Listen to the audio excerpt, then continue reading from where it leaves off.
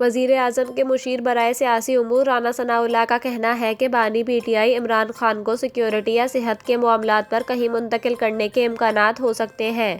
ایک انٹرویو میں مسلم لیگ نون کے مرکزی رہنما رانا ثناء اللہ نے کہا کہ جیل کے اندر ہی ٹرائل کا فیصلہ بھی عمران خان کی سیکیورٹی کے سبب کیا گیا تھا۔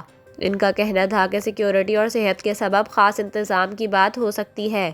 دوسری جانب وزیر اعلیٰ خیبر پختونخوا علی امین گنڈاپور نے مذاکراتی کمیٹی کی عمران خان سے ملاقات سے متعلق رانا ثناء اللہ کے بیان کی تائید کر دی۔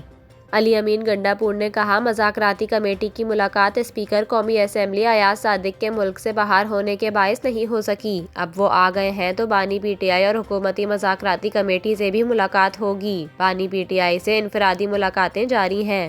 اس کے علاوہ پی ٹی آئی رہنما شیر افضل مروت نے حکومت اور پی ٹی آئی کو تحمل سے کام لینے کا مشورہ دیتے ہوئے کہا کہ بیانات سے مذاکرات کا ماحول خراب ہوگا۔ عمران خان سے ملنے نہیں دیا جا رہا تو مذاکراتی ٹیم کو بیٹھنا چاہیے۔